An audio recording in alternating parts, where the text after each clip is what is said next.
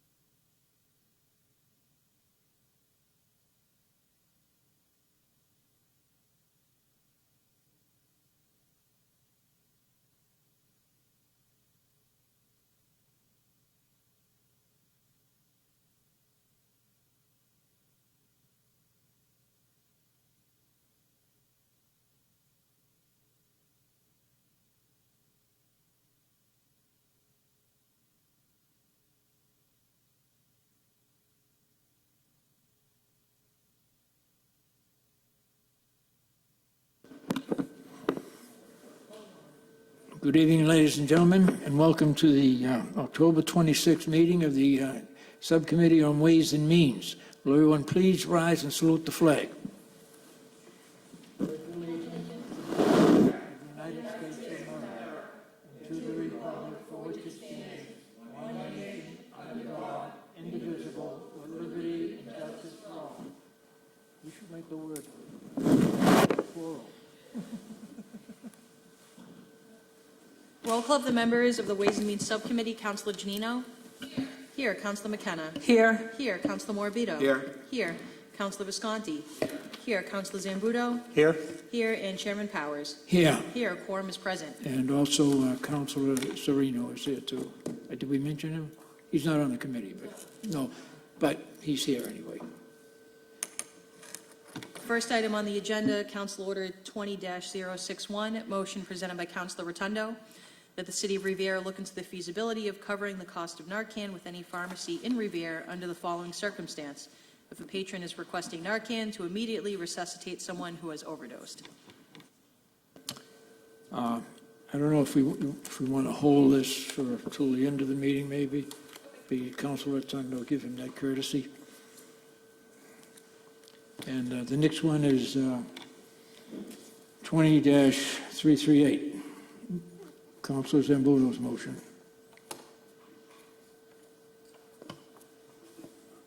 Thank you, Mr. President. I'm not sure if we have the mayor here with us. I mean, I'll give a brief statement, and with the risk of repeating myself, this move by the mayor and this administration is the most egregious thing I've seen in my tenure on this city council. I've never seen a mayor try to circumvent the will of the city council, and this is exactly what he's done. Now, I'm sure that the mayor and probably the finance director is going to come on and tell me all about the loophole that they found to circumvent the city council.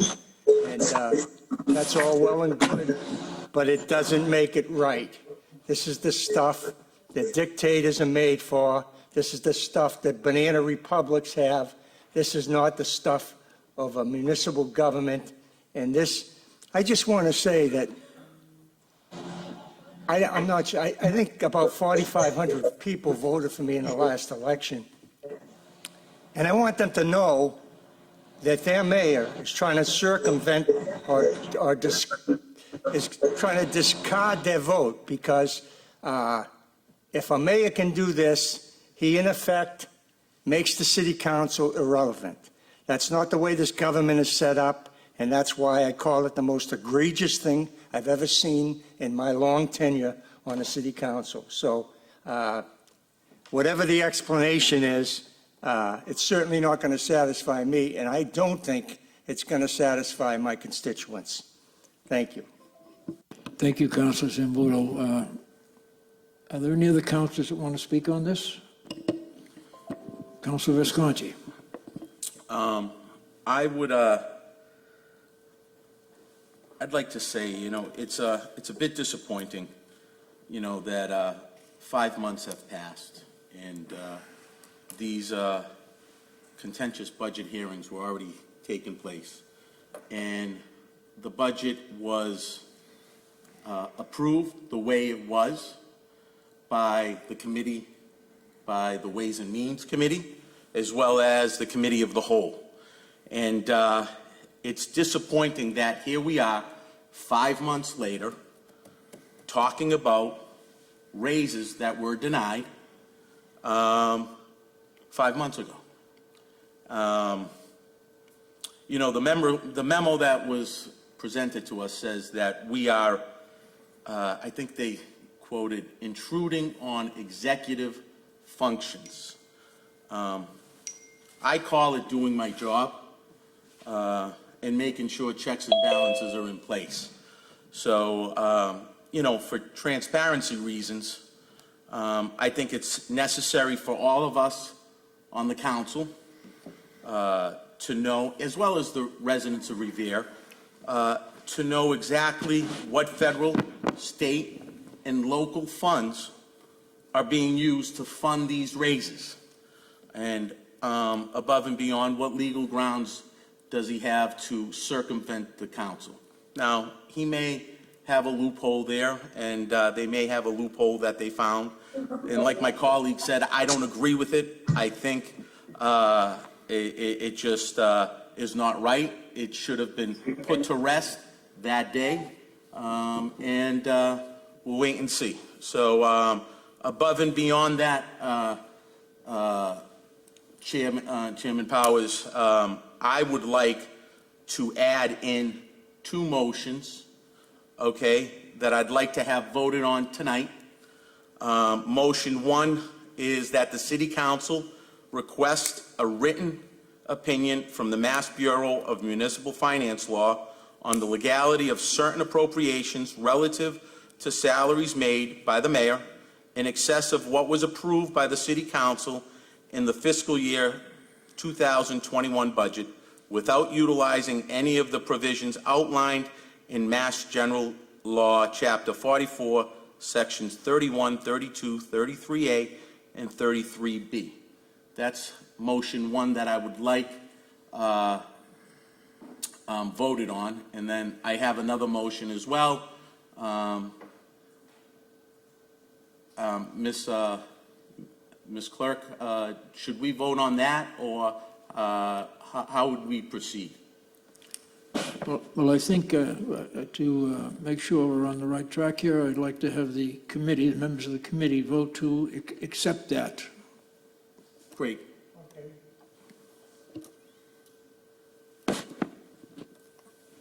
Roll call. Roll call on the motion as submitted by Councilor Visconti. Councilor Janino? Yes. Yes. Councilor McKenna? Yes. Yes. Councilor Morabito? Yes. Yes. Councilor Visconti? Yes. Yes. Councilor Zambudo? Yes. Yes. And Chairman Powers? Yes. Yes, that motion will receive a favorable recommendation to be presented to the full City Council. Chairman Powers, may I have Councilor Visconti. the floor one more time? I would also like to present my second motion, that the mayor requests that the Director of Finance to provide the City Council with a verification of available funds for appropriation and transfer detailing the following: from the accounts of funds containing the federal, state, and local dollars referred to in the mayor's September 29th memo to the salary accounts that were reduced by the city council during the fiscal year 2021 budget process. Thank you, Mr. Chair. Thank you, Counselor. Any other counselors? Are there any other counselors want to speak on this motion that's before us? No? Okay. I just want to say that in the past, and I can't recall specifically, but there have been items cut from the budget, and we were found we had to put them back in at a later date. Now, I can't speak specifically of which ones, but I know that has been a practice in the past, I believe, so. We'll leave it at that. We'll report these out before the full city council this evening, and we'll take the next item up for discussion. And, actually, Council Powers. yeah. Yes, go ahead, sir. I had my hand raised on Zoom, so I don't know if I have a chance to speak on this. So I apologize. I didn't see you there. Yeah. No, that's okay. This is Mr. Viskey. He's the budget manager for the city of Revere, financial director or whatever, and I know he wants to speak, and I'm glad to hear his comments. Thank you. Sure, thank you. I just want to speak on behalf of the mayor and the administration about this particular agenda item, because it's made out to sound as if that there was something suspicious or precarious going on here, but the opinion that Councilor Visconti is looking for, I have in my hand. And I just want to read what it says to give a little better understanding of how Mass General Law Section 4432 works. And what it says here is it gives an example of a situation that's very similar to what's going on here. It's under Chapter 44, Section 32, the council approves, reduces, or rejects the amount in the appropriation order and not within the detailed budgetary breakdown submitted by the mayor for informational purposes. Therefore, if the mayor proposed an appropriation for the police department salaries was $1 million, and the supporting documentation shows an appropriation included $60,000 for animal control officer salary, although the council may reduce the $1 million by said $60,000 with the intent to eliminate funding for the animal control officer's position, the result is that the police department's total salary appropriation is reduced to $940,000, and the mayor is not prevented from retaining the employment of the animal control officer within the reduced total appropriation. So basically, the mayor and I totally respect and understand it is the appropriating body, the council, that tells us how much we can spend, and we intend always to stay within that appropriation. But to say there was a loophole or some kind of trickery going on that led to this is just false, and I just can't let those watching believe that we're doing anything that's nefarious or otherwise sneaky. This is the law. This is from the DOR. I have the opinion in my hand, and I respect and have no problem with Councilor Visconti pursuing it more, but I've been doing this for a long time. I used to work for the Department of Revenue prior to working in this field, so I'm pretty familiar with the law, and I just thought it was worthy of making that clear to everybody. So thank you very much. Mr. Chairman. Councilor Zambudo. Thank you, Mr. Chairman. Thank you, Mr. Viskey, for your explanation. With all due respect, I think we had this discussion before the budget meeting, and during the budget meeting, I disagree with your interpretation of this law, and your analogy of the police officer is completely apples to oranges in no way. And I don't care if your opinion is that there's no chicanery going on here. The city council cut line items from the budget 5 months ago. You're coming back using, I'm not sure what money, because you haven't explained that to us, but I think it's COVID money and some other emergency money, and I consider it a loophole to use that money and put back these specific line item cuts. So you can say that what I'm saying is not true. I'll let the citizens decide if this is becoming a dictatorship here, and if circumventing the will of the city council is what they expected when they voted for this mayor and this city council. I dare say I doubt that very much. So I still stay by my statements that this is an egregious abuse of power, and to circumvent the will of the city council on what I consider a loophole, and you're trying to say that it's in the law. I'm not saying that it's not legal. It doesn't make it right. So the bottom line here is that I consider this egregious, the act of what appears to be what dictators do, and we're sliding into the area of not a city government, but a banana republic or a third world entity. So that's where I stand on this. And again, I don't think the application of your example was apropos. Thank you. Councilor Sereno. Thank you, Mr. Chairman. Mr. Visquet, just a simple yes or no question. Is the funding source for restoring the raises from money that was given to the city from either the state or federal government as a result of the COVID pandemic via possibly the CARES Act or any other program because of COVID?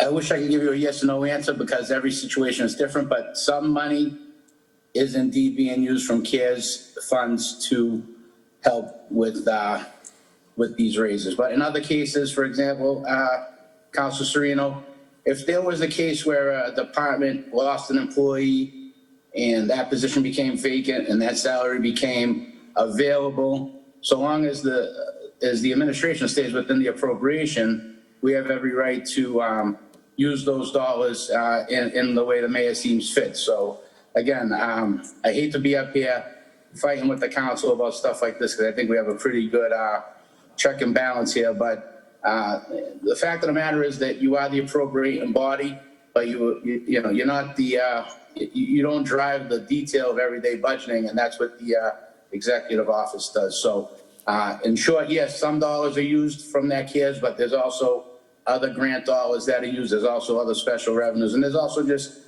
situations where there's turnover in a department where funds become available that sometimes you have to rehire someone at a higher salary. Sometimes you have to move money to overtime to cover those shortfalls when there's staffing changes. There's a lot of things we can use within the law that help us manage the budget day to day. Sorry that was longer than you expected, but that's the answer. Thank you, Mr. Visquet. I would just have to say that being a red community right now in the middle of the pandemic, I think any reasonable taxpayer in the city would rather see that money that was earmarked as a result of the pandemic, instead of going to fuel raises of government employees, to go toward either the First Congregational Church Food Bank or more toward the rental assistance. That could be another, 30 or 40 grand into small businesses or what have you. Any other reasonable expense because of the pandemic rather than government salaries. That's my opinion. Thank you, Mr. Chairman. Councilor, I can assure you that there's not one program or one food bank or anything that's going on with COVID that we haven't funded. As a matter of fact, we've got in excess of $10 million through COVID-related funds to do a plethora of things, including that stuff. So you can be assured, and the rest of those watching, that there's no program, no service, nothing going on in the city right now that is at risk to fund the raises that the mayor proposed in the budget. I wasn't saying that, Mr. Visquet, with all due respect. That's not the point. No, I just wanted to make sure someone didn't misinterpret it. I didn't think you were saying that. I just want to reassure everybody that. Are there any other councillors that have a comment on this? Councillor Visconti? Rich, thank you for explaining that. Do you have a number on how much money was used from the CARES Act? You mean with regard to the specificity of the raises or in general? I mean, we're talking about the raises. Do you have a number on how much was used, from the CARES Act? I'd say about $20,000. About 20. So, and the other money that was earmarked was state and local. Can we get an explanation of where that money, those grants, or? Oh, sure, Mr. Chairman, Mr. Chairman, Sure. Mr. Chairman. The short answer is Mr. yes. Mayor, right. Mr. Mayor, did you want to speak? Did I say something wrong? Sure. Good evening, everyone. I appreciate the opportunity to chat about this. I wanted to just connect on a couple of things because I've heard the CARES Act being questioned in terms of what we're providing to organizations and what we're providing to residents. And I just want to remind folks, and to put it in context, we've dedicated $1 million in CARES Act money for rental assistance.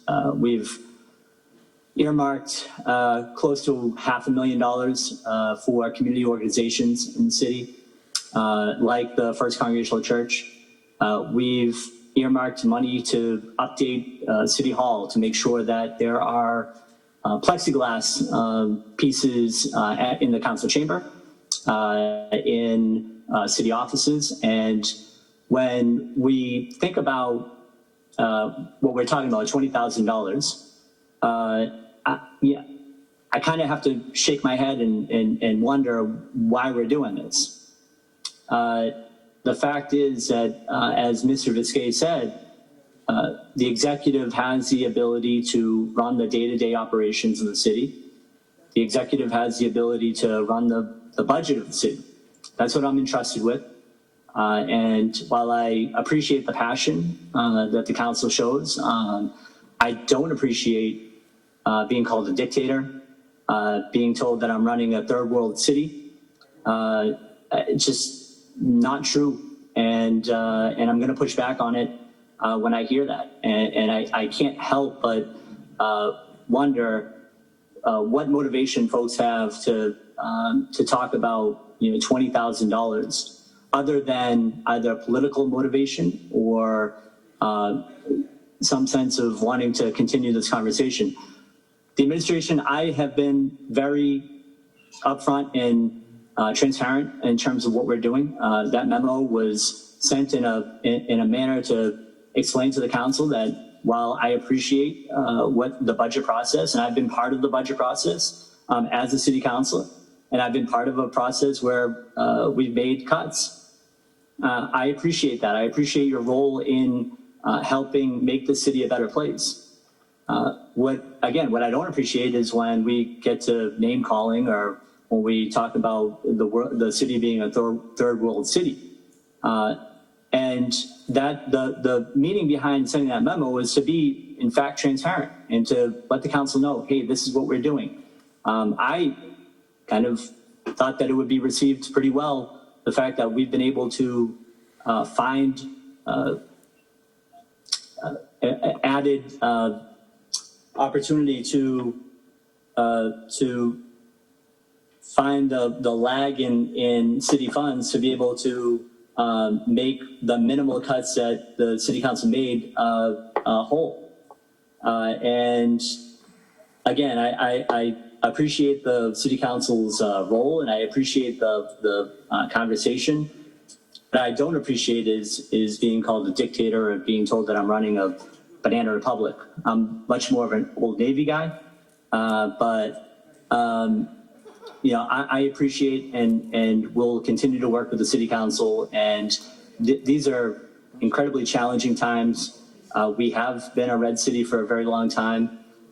We will continue to do everything that we can to make sure the resources that are provided to red communities and the resources that are provided through the state and federal government are put back to the residents. And I think we've done, and my team on the emergency response team have done an amazing job in terms of getting those resources back to the residents and making sure that we're rising to the needs of our residents as they come up during COVID.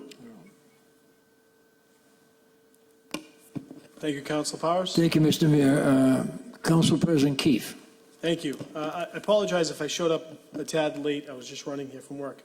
But the couple things, and again, and just to be 100% transparent, I was one of the guys that voted for the raises, and they failed. So I was very accepting to the fact that they failed.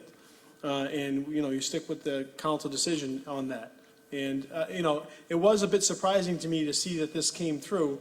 And so what it does is, and I'm just, again, playing in the middle here, it makes you wonder that if you're able to find it this year, how do you know you're going to find it next year? So let's just say it was $100,000 even, and it was 5 people, so $10,000 across the board. Sorry, $20,000 across the board, whatever it would be, just using round numbers. So next year, if that person has a $20,000 increase, do we appropriate on top of that $20,000, or does it go back to where that base should have been or was appropriated to? That's my first question, because I think that makes it a little bit muddy.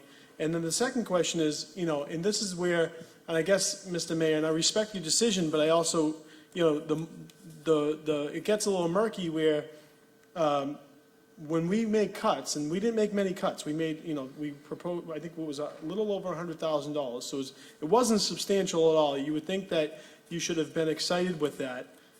It makes us say, hey, next year, what's holding us back from cutting $500,000 or $600,000 if you're just going to find it somewhere else? And it also makes you wonder, is there a lot of fluff built into the budget if you're able to just find the money to pay it anyway? So all I'm saying is I don't like the name calling either, but I think that I do agree that Councilor Zambudo and Visconti and some of the councils have a point with what they're getting at. I'm not calling it a banana republic or anything like that, you know, and I would have thought maybe you were an Old Navy, like you said, or a Vineyard Vines guy, but at the end of the day, you know, I just don't understand why we wouldn't just respect the decision of the council rather than have this battle back and forth today, because there is a lot of other bigger fish to fry. That's all I have. Thank you.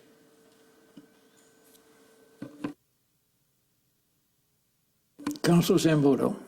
Thank you. With all due respect to the mayor, and I know he doesn't like being called a dictator, but when you do things to circumvent the will of the city council, that is the analogy I make. And so if you don't like it, I wouldn't circumvent the will of the city council. Now, the fact that you're talking about $20,000 is not a big deal. It was never about money, and the fact that you don't get that, the fact that you're circumventing the will of the city council is the point here, not the fact that you only took $20,000 from the COVID money. It has nothing to do with that. The fact is you are disrespecting the city council, and the people elect city councilors and they elect the mayor. We all have roles, and what you did is not acceptable. Now, if you want me to choose other names than Banana Republic or Third World Country, I'll choose other names. But when you act like a dictator, I have to say if the shoe fits. So that's what I'm going to continue to say. If you don't like it, well, I'm sorry about that. I don't like what you did. I don't like that you consider the council not what we're here, what we're elected here for. You've circumvented the will of the city council. That's my statement, and I'll stick to it. Thank you, Councilor Zambudo. If I may respond to the Yeah, we mayor's- have other issues we want to discuss. Yeah, too. just one comment. Thank you. Thank you, Mr. Mayor, for addressing your concerns. I will say, though, this is being brought up again. As far as I'm concerned, this was put away in May, June 1st, when the budget was done. So bringing this back up was done by your office, not us. So putting that in front of us, yes, and finding a way to give the raises that were denied. And I know you don't agree with it, and that's all well, and I respect that, okay? It's not personal. there's no political gain. There's no reason for this, solely because of the fact that it has nothing to do with that money, that it was the wrong timing, the wrong thing to do, and I know you don't agree, and that's fine, and we can agree to disagree. So this wasn't political. It had nothing to do with political, because you say that all the time. You know, I think it was a done issue. It should have been put to rest May 29th when the budget was done, but it was brought up again because you didn't like the answer that was given and the vote that came about. So to put that on us is not true. This was only brought to the council because of you. That's all. Thank you, Mr. Thank you, Chair. Councilor Visconti. In closing this particular item, first of all, I also believe that nothing was done illegally. I also believe that some of the monies that were cut from the budget had to do with the health department. And if there were monies put into the health department budget to carry on because of the virus or whatever the case might have been, that's your prerogative, Mr. Mayor, as far as that's concerned. I would suggest that in the future, that, as I've said before, I said this a couple of weeks ago, I think, as they do in the city of Boston, I think it's great if the city council sometime maybe in April or May, sit down with the mayor, mention some of their concerns. Maybe they feel that somebody should be getting an adjustment in salary, that they've added new responsibilities, maybe that the mayor might not be aware of. I think it's important that we all work together. We're in a very difficult time now with this virus. God knows what's going to happen next week or next month or this summer when we do another budget. But I think it's important, again, that we get along up here, and we get along with the administration and with each other, and we try to do what's in the best interest of the city of Revere. I can almost say with certainty that in the past years in this city, there's been money cut from budgets and money put back in different ways. And so if it's as long as it's legitimate, I don't have a problem with that. I would like to see the monies that were put back in and where they come from, and I believe that was the purpose of this meeting tonight. Well, as far as I'm concerned, we're complaining because we took money out of, and I voted for some of those cuts, and I voted for some of the other too. Okay? This is what I'm saying, that I think that the mayor should submit to the city council a list of the monies that were put back in, what positions, and where the money came from. And I think that's fine. As long as that's done, there's no problem as far as I'm concerned. Again. Well, that evidently, maybe I've been here a little longer than you on the city council. About 3 months. Well, 3 months. But what that makes me feel is that you don't care that the will of the city council can be circumvented. But I do, and I'm the dean of the council. I care what Mass General Laws prescribes. And if that prescribes that, fine. Okay? And there may always be, and there will be in the future, when you and I are long gone, that something will come up during some mayor's administration, and he'll have to spend some money that is not in the budget for a particular reason, a worthy reason. Well, you state your case, and I take also issue with the, some of the verbiage we're using tonight, banana republic and dictators. I mean, we're not in South America, we're in the city of Revere. So You could have fooled me. I don't think I could ever fool you, Councilor, or you could fool me either.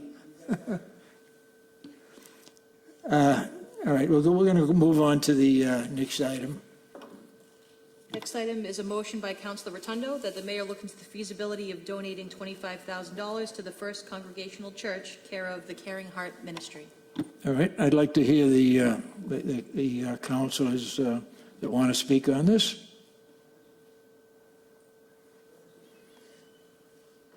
Whether or not to donate $25,000 to the First Congregational Church for their food pantry, I believe. Sounds like we've got some $10 million in COVID money that can go to it, I guess. So I don't see any problem with it. Mr. Chairman, if I may, again, it's the mayor. I apologize, everyone, for butting in.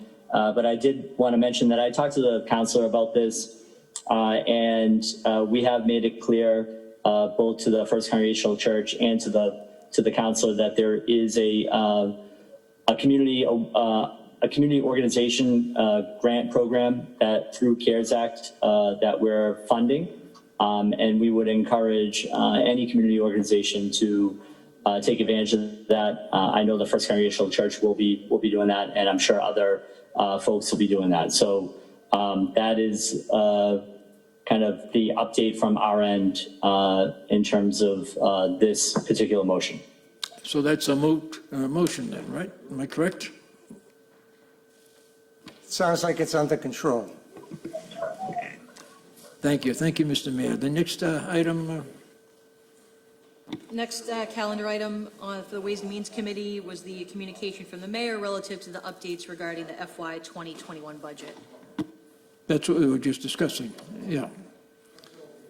So that's not before us, and again, we just discussed that, but I would hope that the mayor would submit to us a list of the cuts that he sort of rejuvenated, and also where the monies did in fact come from. And that, I think that puts us all on a level playing field here. And the next item, Madam Clerk? No further business with the Ways and Means Committee.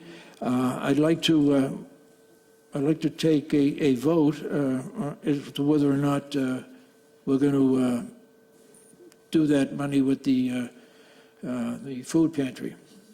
It's actually not for the food pantry. The Caring Heart Ministry is I believe, a different organization within the Congregational Church for homeless individuals.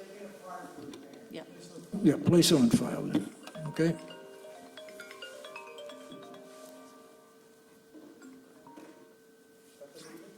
And then there was another item, by Councilor Rotundo. No, that was, he's still not here. He's not present. So we'll just, yeah, leave it in committee, okay? And basically, that's it. With that said, this concludes the October 26th meeting of the Ways and Means Committee. Thank you.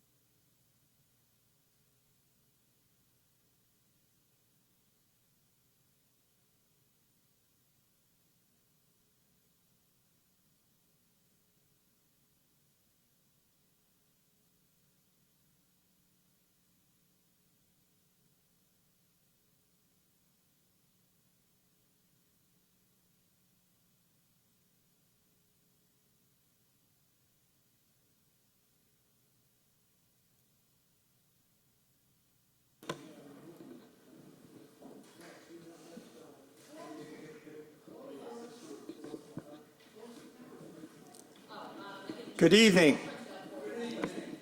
This is the October 26, 2020 meeting of the Zoning Subcommittee of the Revere City Council. Madam Clerk, want to call the roll? Roll call of the members of the zoning subcommittee. Councilor Janino? Here. Councilor Guanasso? Here. Here. Councilor Morabito? Here. Here. Councilor Visconti? Here. Council President Keefe? Here. And Chairman Zambudo? Here. Here. Quorum is present. Okay. So, Madam Clerk, I think you're in possession of a letter. Yes, there was one item on the agenda this afternoon, and that was regarding special permit for Gunner Holdings at 44 Railroad Street, seeking permission to operate a commercial parking lot at said address. We have a letter from the representing attorney, Lawrence Simeone, requesting that the special permit be withdrawn without prejudice at this time. Okay, so if it's okay with the committee, I'm just going to forward this to the full city council for a vote tonight, and we'll leave it at that. And that concludes the zoning subcommittee for October 26, 2020. Thank you all.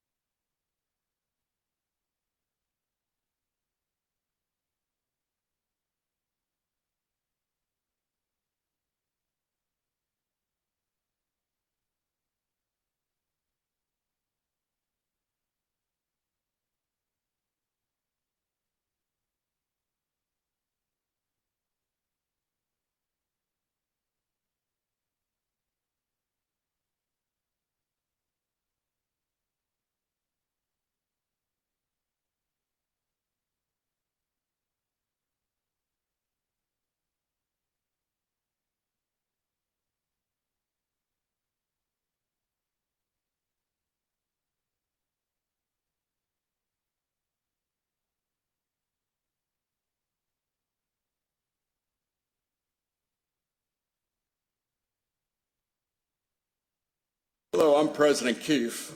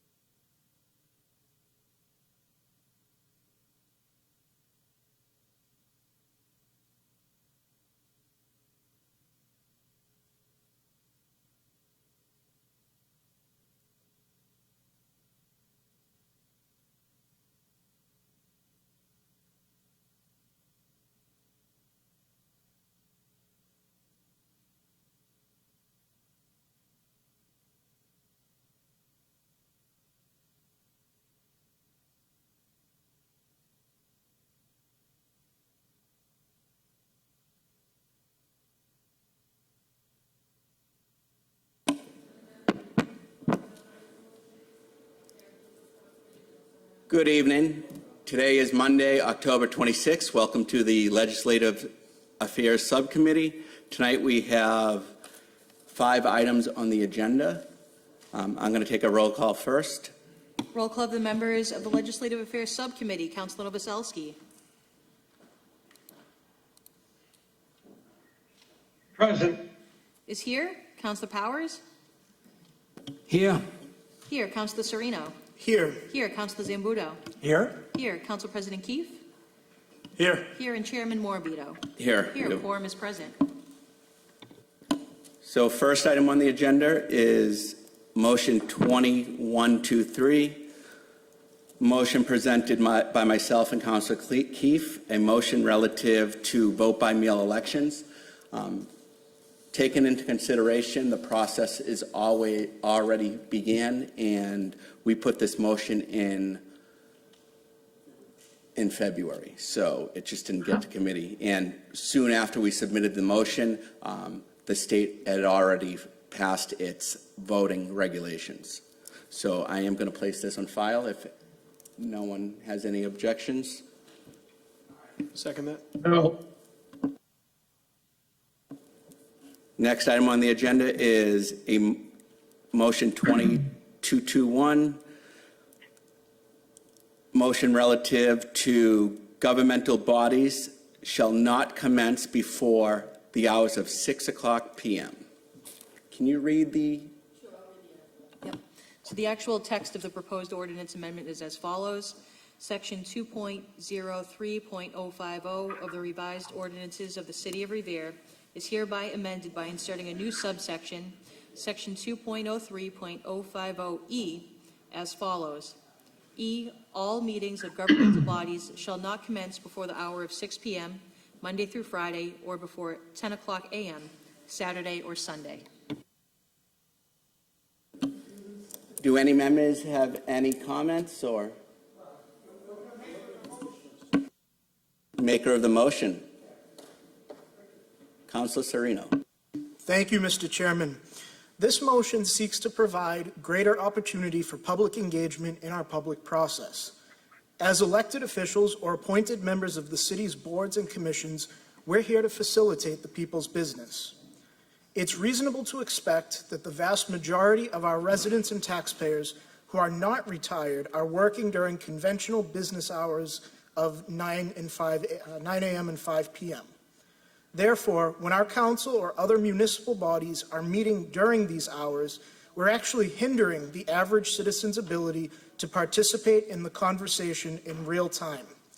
Municipal bodies in our community, on average, seem to meet between the hours of 3 p.m. and 4:30 p.m., far too early for the average citizen who's working.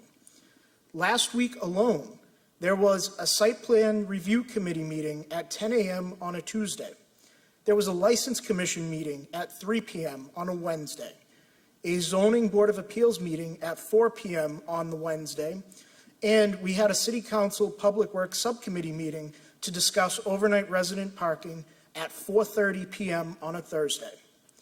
Within reason, residents should not be expected to have to take personal time off of work to attend a meeting when the subject matter might affect them personally.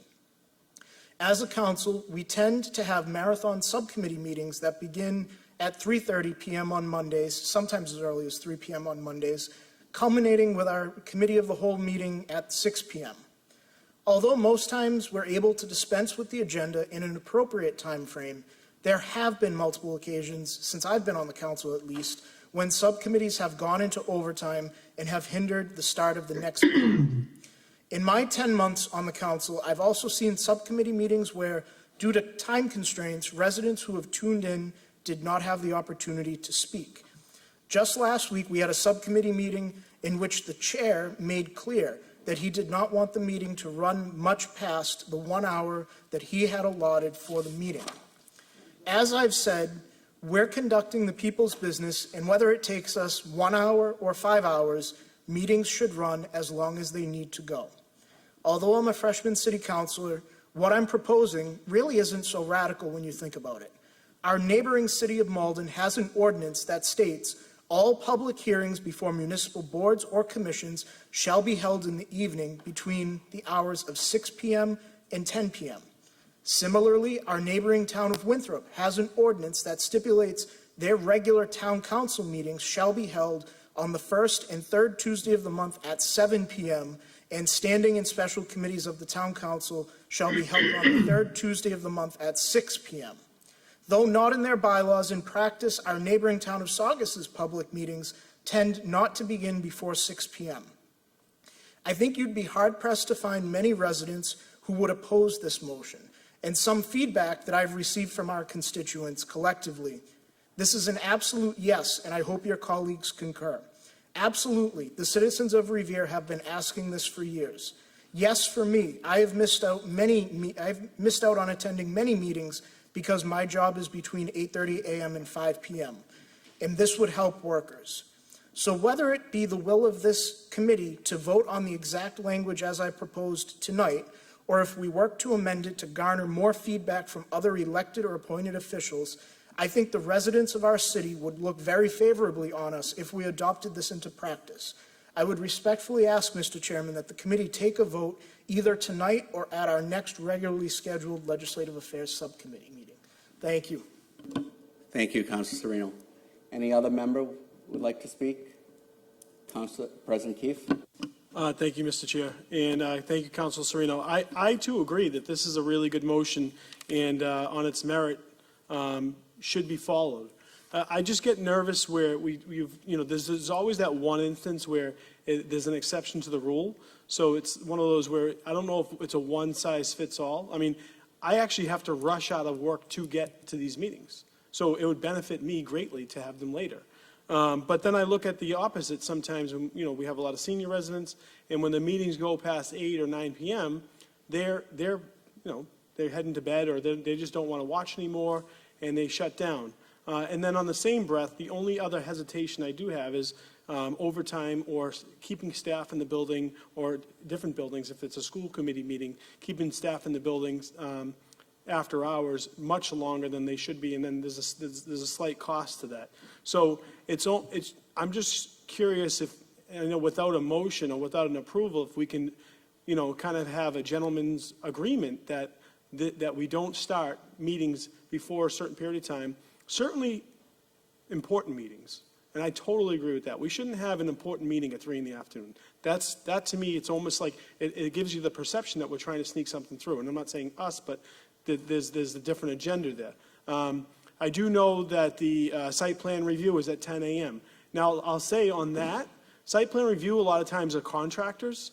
And a lot of times those contractors, they're working, you have a fire, you have a city engineer there, you have the police department there. And those contractors or those people are actually, it's part of their job during the day to go deal with that site plan issue.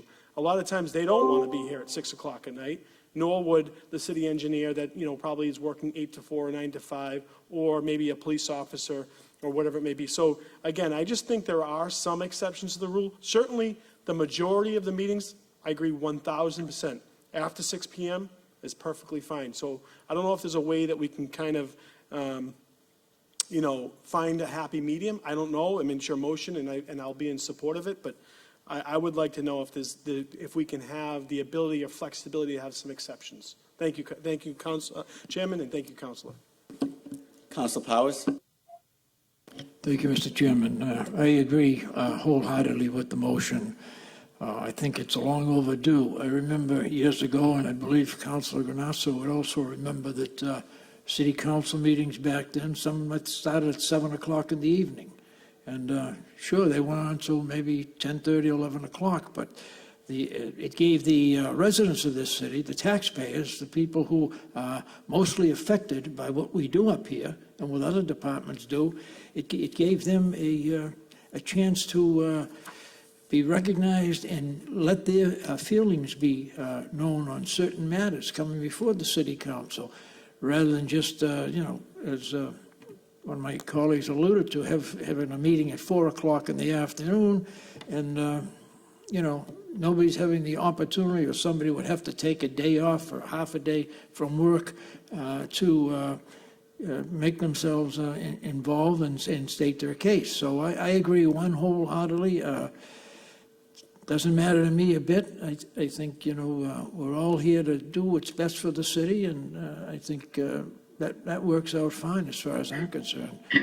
I think it'll work out a little better, too, maybe in some cases. Thank you, Mr. Chairman. Thank you, Council Powers. Council Zambudo. Thank you, Mr. Chairman. Listen, I think this motion has merit. I think it's a little bit restrictive. I think there's room for a compromise here. I like the Saturday idea part of this. I think we need to leave this into committee and to discuss it and work over our compromises and figure out before we write an ordinance what the real workable solution is. And I'm not sure that it is that everything starts after 6 p.m., but that's only one man's opinion. Thank you. Comments noted. Councilor Novoselsky. Thank you, Mr. Chairman. Mr. Chairman, I agree with the council presidents, and I don't think this is a cut and dry thing. He mentioned site plan review, and they are all contractors that are seeking, or architects, developers that go in that are normally working those hours during the day, 10 o'clock in the morning. So that and license commission, I'm not totally convinced on that one, because that's mostly the business people that want to attend those because they're looking for licenses. They may be working on situations where they're appealing something, or they got in trouble doing something and they had to appear before the license commission. But those are just two of the small ones. I can tell you, as Councilor Powers said, I was on the council back in 1978, 79, and we met at 7 o'clock, and there was no time restriction. And I remember one particular meeting, we went till 3 o'clock in the morning. That is why they put an 11 o'clock curfew on things, and they started meeting a little earlier. So I'm not totally convinced on this. And I know back in 78, when I was working my regular job, on Mondays, I worked out a schedule with my boss. I worked for the Commonwealth, and I worked extra hours on 4 days a week, and I left at 12 o'clock on those Mondays. So if I had to leave early, I'd work extra hours on another day to make it up. I like the Saturday issue that Councilor Zambudo mentioned, and I'm not totally convinced. I think we have to work this out before we approve anything straight out. So something that everybody has to work out. I remember, again, when I was the councilor, I ran knowing that there's going to be interference with my regular job. And if people run for it, they have to understand that there's interference. And the person running for office should take that into account also. It's not as straightforward that I'm going to work till 5 o'clock and come in at 6 o'clock and go to my meetings. It's important, yes. The public very rarely comes out in force unless it's a city council meeting, which now we know will start at 6 o'clock anyways. So I think we ought to keep this in committee, talk about it in detail, and talk about which way we want to go. Thank you, Mr. Chairman. Thank you, Councilor Novoselsky. Councilor Guanasso. Thank you, Mr. Chairman. I had the luxury of serving the community for several years. In half of the years that I've served, I worked in the outside. I worked for the private sector. And what I did was I secured a vacation time knowing that the meetings would start earlier than my time of departure at Mass General. When I first came into being, and I first was elected, meetings started at 7 o'clock in the evening. So there was absolutely no problem with my work schedule. Then subsequent to that, the time was changed to 4 o'clock in the afternoon, to which I had to make some sort of arrangement with Mass General to allow me to have vacation time in order to serve in my capacity as a counselor. And when I ran for the office, I knew that those were the hours that were going to be needed. So I think there is merit, but yet I think, when truth be said, in serving for so many years, my history tells me that there are very, very few meetings that the Revere City Council has more than 4 or 5 people in the audience. Very, very few. Unless it's a very sensitive issue to a particular neighborhood or a particular thing that's being discussed, the entire city has an interest in it. So more often than not, it's the exception of the rule when large gatherings come to our council chamber, which I wish there'd be more once this COVID-19 is resolved. And to suggest that to the meetings that we had, I'm telling you, it was painful to try to stay awake at 11 o'clock listening to public hearings and listening. And to be honest with you, I service a lot of senior citizens, obviously, but they would complain to me after 9 o'clock. Oh no, what are you doing? We can't stay up that late. So, there's a happy mix here. Who do we service? We don't have to cater to the seniors. We don't have to cater to the working people. We just have to put some mix in here. And it was 4 o'clock for a long, long time. So maybe 8, 9, 10 years ago, we changed. And I think, all due respect given to him, Steve Reardon was the leader of the drive to bring it back to 6 o'clock. And so we arrived at that. And, that place is not a bad place. It gives people an ample opportunity to get from their work to come here for council meetings. And I think that's a proven history shows that for all intents and purposes, that works. As far as subcommittees being held before that is for cost efficiency within our city government, meaning we already have a janitor on board, and it's always been the current administration's feeling that we don't want to open up the city hall for a couple of hours on a Tuesday, a couple of hours on a Wednesday, because we have to pay a certain amount of hours to our staff. So put that aside. We have the money to do that if we need. But I just feel that, and I think maybe having a meeting at 2:30 is kind of early. But if you have a vested right, and if someone was building an apartment house next to me, I would take the time to be there at the public hearing whenever it was conducted. And I think that's what folks do. And I don't find any of my constituents, I must have a very complacent type of constituency, because none of them complained about the hours to me. And they seem to work. And I feel, Rick, give it a year or two, and then, try it. If you think that, and I think given, you gave a little bit of a conviction to the subcommittees, I think keeping it to an hour basis is a proper thing. Because, you could talk on subjects forever. And sometimes we lose the germane of the issue, and we talk and we talk and talk, and people talk, and another one talks, So, and I know I'm talking. Don't agree, Rick. Don't agree.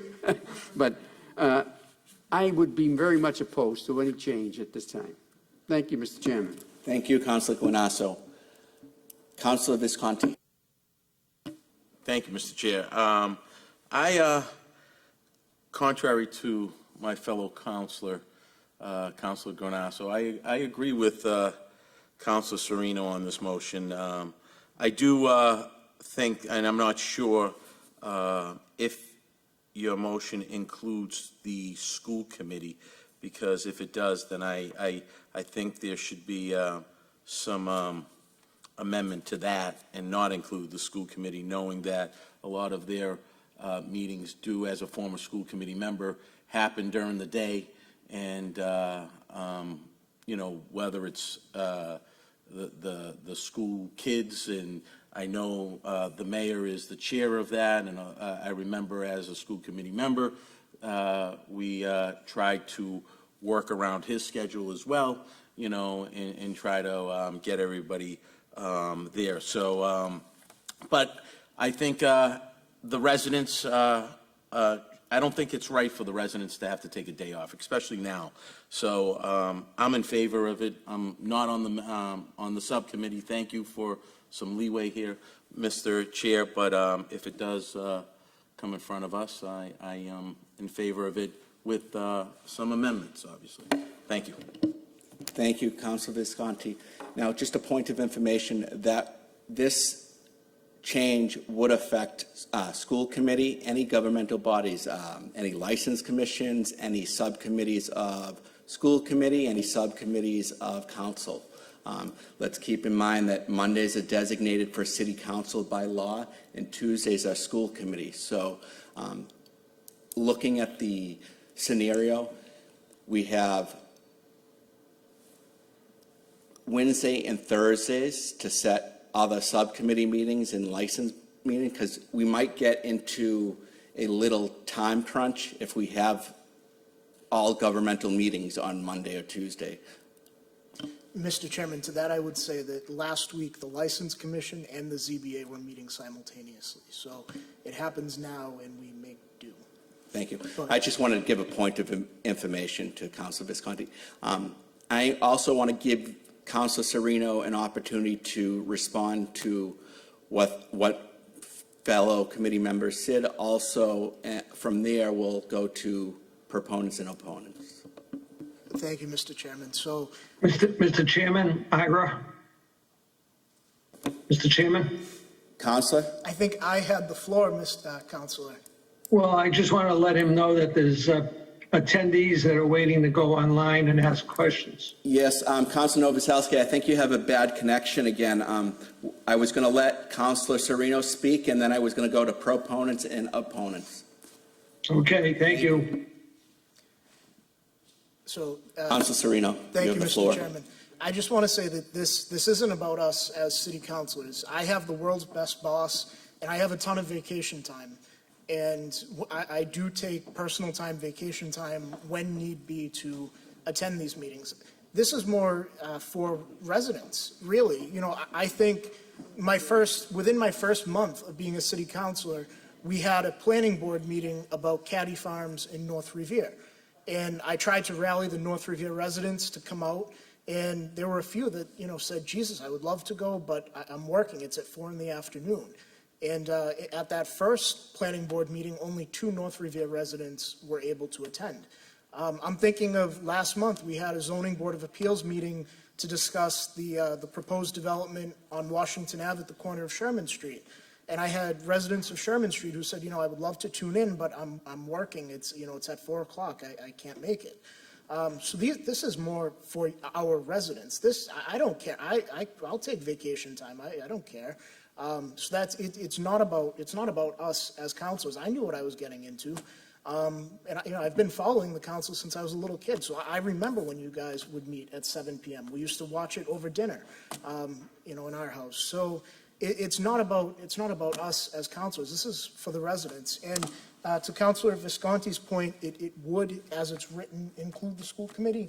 But I have heard from a couple members of the school committee who have explained what you've explained, and I'd work to, amend that. And the same thing, even the License Commission, Mr. Council President, that, a lot of businesses do go to that. So that I understand. But the vast majority of subcommittee meetings, school committee meetings, planning board, ZBA, especially the ZBA, that's a big one. So those are the ones that I really had in mind. So, we can work to amend the language and, and hopefully, before the end of the year, have a vote of this committee to move something out. So thank you, Mr. Chairman. Thank you, Councilor Serino. Thank you for having consideration. And I don't think any of the viewers are thinking you put this motion forward as a self-serving motion. So I think everyone understands the intent on your part. I am going to go to the participants online. Ralph DeChico. Hi, Ralph DeChico, 49 Washington Street. I'm a proponent, and I'd like to thank Council Sereno for bringing up this motion, as he took my thunder by saying this motion is not a motion for the councilors at large and councilors of the wards. This should be a motion for the residents and citizens of the city, and councilors need to know that they were elected for the people and to represent them. And in order for having meetings at 6 o'clock, whether they're there in person or on TV, it gives them the option to be that. Whereas meetings that earlier, it does not give them that fortitude to be there. Also, I'd like to also say that what was said is the meetings do go long because of having subcommittee meetings on the same night. Subcommittee meetings probably should be on a different night, that then they can come to the council of the whole on the following Monday. The other thing too, to take into consideration is the amount of time that the council comes per month. When you're only meeting once or twice a month, your agendas are lengthy, and that could bring the time too. So I remember in the old days, you would meet every Monday or every other Monday, and by not doing that, you're having lengthy agendas, and that's just making the meetings go long. So you should take that into consideration also. But having meetings at 6 o'clock should be pro quo, regardless of what type of meeting it is. This way, all constituents have the opportunity to be there, whether they're working or not. When you're doing it earlier in the day, it limits the participation, whether it's a strong idea or something that's going on in the community or not. That shouldn't take into account of what time a meeting should be able to take place. Thank you, Mr. DeChico. Pat Malchiona? Opponent or proponent? Proponent. Proponent. Excellent. State your point. My comment is I applaud Ricky Sereno, Ward 6, and echo DeChico's comments. So it makes this real short that I just, Sereno is always about the constituents first, and I applaud him. Thank you. Pat, name and address for the address, please. Pat Malchiano, 420 Revere Beach Boulevard, Revere. Thank you. Thank you for taking the time to speak tonight. Thank you. So there are no other attendees, so just going to make brief remarks. You know, times have definitely changed in the work environment over the years. There are no more banker hours. Banks are now open on weekends and late nights. Do I think later hours would help? Absolutely. Do I think it's going to help me come to the meetings and be on time? Absolutely. Call it self-serving. It would help me out. I have a litany of jobs, and coming late would help a lot of people out. But the question in the back burner is how many people are actually going to participate and engage in the council meetings? Right now we have a good portion of Revere unemployed, and our meetings are online, and we only have, 2 attendees tonight? There are several ways citizens can express their point of views, whether it's email, whether right now online. I just really question how many people will show up, or if it will be the driving force for participation. I don't think that's going to be the key. I don't think changing it to 6 is going to change. Maybe later. If you look at our demographics are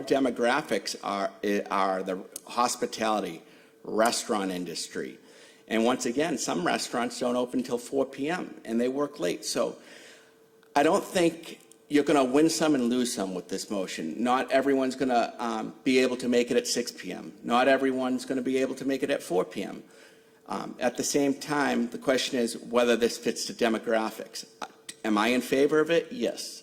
But considering Councilor Visconti put the curiosity about an amendment, I think if you don't object, if we can keep this in committee, Councilor Visconti can submit his amendments, and then we can look at it, rather than put this to a vote when some of the councilors may have suggestions. So, does that sound good to the committee members?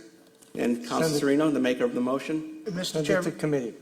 I would agree with that, with the understanding of the fellow members of the committee that we work to get something done and do so, maybe even by the end of the calendar year, if possible. So I'll work on this with Councilor Visconti in the next couple of weeks, and perhaps if we keep it in committee, but that it be, that it resurface and not be sent to committee forever and ever, but that it resurface and come back in some form. I would be okay with that. I hope you're not insinuating I'd put it on the back burner, but just to make it clear, why don't you guys, once you come up with the amendment, forward it, and we'll put it on the next agenda, next legislative affairs agenda.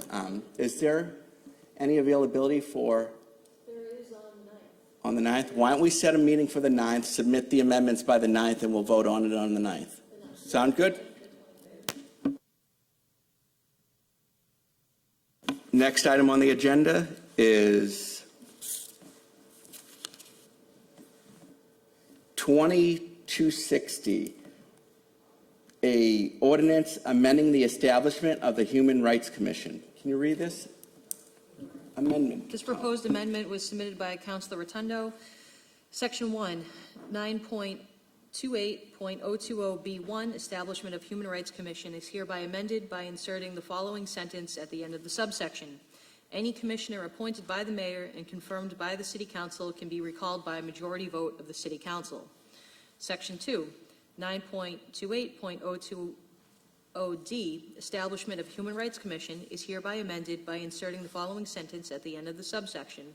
The executive director appointed by the mayor and confirmed by the city council can be recalled by majority vote of the city council. Thank you. The reason I had the city clerk read this is for viewers who are watching, I want to put this on file because the maker of the motion is not currently here tonight. So I want to put this on the agenda for the 9th. So with that read, anyone who would be a proponent or opponent will take up that agenda item on the 9th. Next agenda item is 2308, motion presented by myself. And I'm going to place that on file due to, so the motion is extending the eviction, having an eviction moratorium in Revere. But because the governor the state just got funding, and because of the possible legal consequences, I want to send this to the city solicitor for legal review. And if anyone has any issues with that, are you guys fine with that, committee members? And the next motion is motion 2341, motion submitted by Councilor Janino, a motion relative to establishing residency requirements for the office of mayor, city council, and school committee. Councilor Janino? Thank you, Mr. Chairman. Through you to the council, I just think this makes sense. You know, when you look at some of our surrounding communities, when you look at what you have to do to run at the state level, it doesn't do anything out of the ordinary other than make the city of Revere fall in line with other elected offices. Say, for example, if you want to run for state rep or for Senate or for any other state position. So I think it makes sense. I'm happy to hear any questions or concerns of my colleagues, but it's very straightforward, and I would like to vote on this evening. Thank you, Councilor Janino. President Keefe? Thank you, Mr. Chairman. Through you to the maker of the motion, Councilor Janino. I would just ask for one slight amendment to the motion, if you are amicable. Given that we're in a census year and next year there's likely to be some redistricting, and this is probably something that will be done every 10 years, can we add just an amendment that states if this impacts a resident that was changed due to a redistricting, that they would be exempt from this? So, for instance, if you lived in, lived in Ward 4, or and all of a sudden you lived on Mountain Ave, which as everyone knows, Mountain Ave is shared between Ward 4 and parts of Mountain Ave are shared between Ward 4 and Ward 3. So if you lived on one side of Mountain Ave, if next year both sides of Mountain Ave were Ward 4 and you wanted to run for Ward 3, that would be moot. So I just, if they're negatively impacted by a redistricting, then they could run for the ward that they would live in, and they wouldn't be in that ward for the entire year. They'd be in it for a short period of time. So given that it would probably be 7 months or 8 months, it would be less than a year. You get my point? Got your point, President Thank Keefe. you. Are you good with that, Councilor Janino? Councilor Janino? So I thought about this because this was one of the only concerns that were brought up to me, and my only concern is that doesn't follow what they do at the state level. So say, for example, redistricting happens, being in the state position, you can get redistricted out of your own district also. So I totally understand where you're coming from. I think it's well-intended. However, I think it would be difficult to police, and I also think it would be difficult to, where do you draw the line? So I tried to make it as cut and dry as possible, and this is the city, this is the state, they would follow in suit. I think it's well intended, but I think it could have some negative effects too. Councilor Novoselsky? Thank you, Mr. Chairman. Mr. Chairman, I love this motion. Thank you, Councilor Janino. And I understand what the council president is talking about, but I think when you start watering it down, it becomes more complicated. And it's unfortunate. Sometimes it happens, and we know it's only going to happen once every 10 years, maybe. So, I tend to go with the motion the way it is right now. So I like it. Thank you, Mr. President. Thank you, Councilor. Councilor Zambudo? Thank you, Mr. Chairman. I wholeheartedly support my colleague on this. I think it's fine the way it is, and anytime you're going to do special legislation, it should be as streamlined as possible. I don't think we should tamper with this. I'm in favor of it, and I'm going to support it as is. Thank you. Thank you, Councilor. Councilor Powers? Thank you, Mr. Chairman. I think that this is perfect the way it is. Like Councilor Zambudo said, when you start watering something down, changing this, changing that, it becomes very complicated, and sometimes the intention of the maker of the motion isn't really realized because it changes all the dynamics around. So I intend to support this, and I'll vote for it just the way it is. Thank you. Thank you, Councilor. Councilor Guanasso? I also will be supporting it as written because I think it's worthy of, and I think that the question that was driven was answered very adequately by Councilor Janino, that this is the way it's serviced in the State House, and so, and it's already state level issued, and it's already law ordinance, so I think we should just go by that, and I think it's well written, and I will support it also. Any other members? Okay, I'm going to just say a few comments. So I just want to clear the air for anyone, any innuendos, any people have come up to me and asked questions. What is the reason for this? Why is Councilor Janino bringing this forward? When you're a candidate for a state office, you follow the state guidelines. You dot your I's, you cross your T's. You look at all the avenues of what you need to do as a candidate, what the requirements are. As of right now, there are no requirements technically. If you're running, you could technically run for office and then move into the city, which isn't correct. As far as amending the motion, I look at it this way. Some people have come to me, well, what if I lived here my entire life? I'm glad you lived in Revere, you're a lifelong resident, and that's worth noting. But even if there's a district change, if you lived in that neighborhood your entire life, you still know your neighbors. You still can have a vested interest and run for office elsewhere. The only issue that arises is, that I have for Councilor Janino is, so now that person, if they are so vested in their community and they're an advocate, how are they to run for office if there's a lag of 1 year? How does that help them, help that citizen? As leaders of the city, I think we should encourage civic engagement. If anyone came to me and said they wanted to run for councilor at large, I would encourage them, even if they're running for one of the 5 seats that I hold. So if you can elaborate on that, Councilor Janino. Mr. Chairman, that is a great question. I'd be happy to answer it.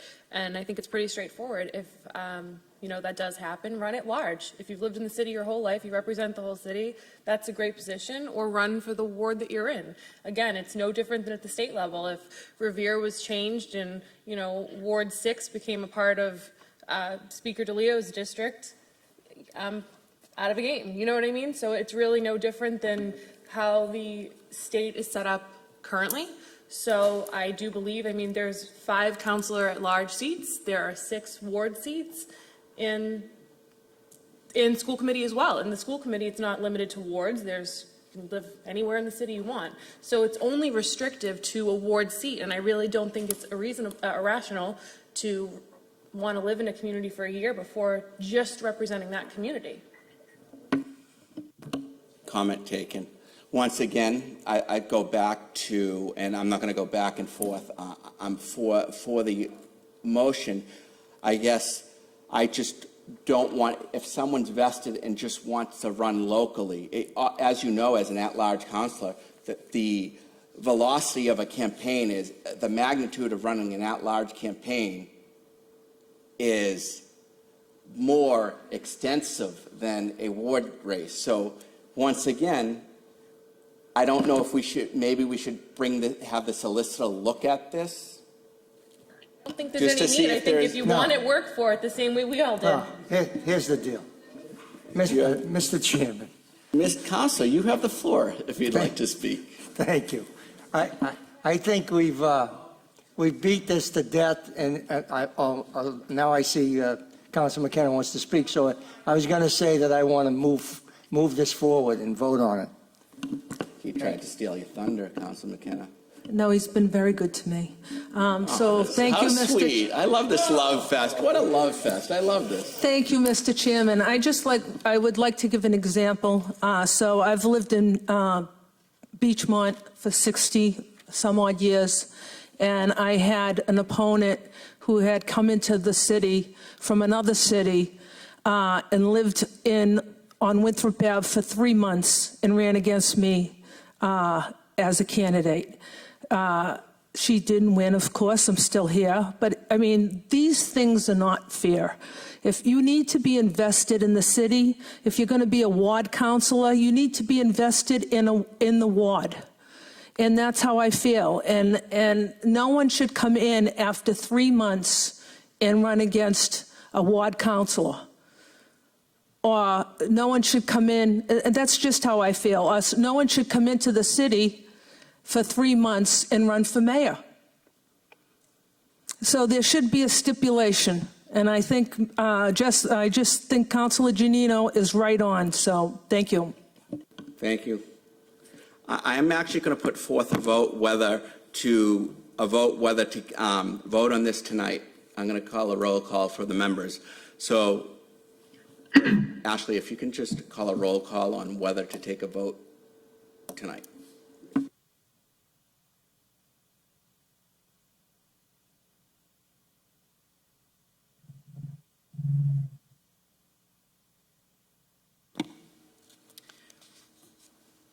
Roll call on an act establishing residency requirements for the offices of mayor, city council, and school committee in the city of Revere. Councilor Janino. Yes. Oh, I'm sorry. The committee members only. Councilor Novoselsky? Yes. Yes. Councilor Powers? Yes. Yes. Councilor Sereno? Madam Clerk, clarification, would this, if it were enacted, would it go to the legislature as Yes. a home rule? Recused. Councilor Sereno is recorded as recused. Counselor Zambudo? Yes. Yes. Counsel President Keefe? Yes. Yes. And Chairman Morabito? Yes. Yes, this motion will be forwarded to the full city council with a favorable recommendation. Thank you. This concludes the meeting of Legislative Affairs. Thank you, Mr. Chairman.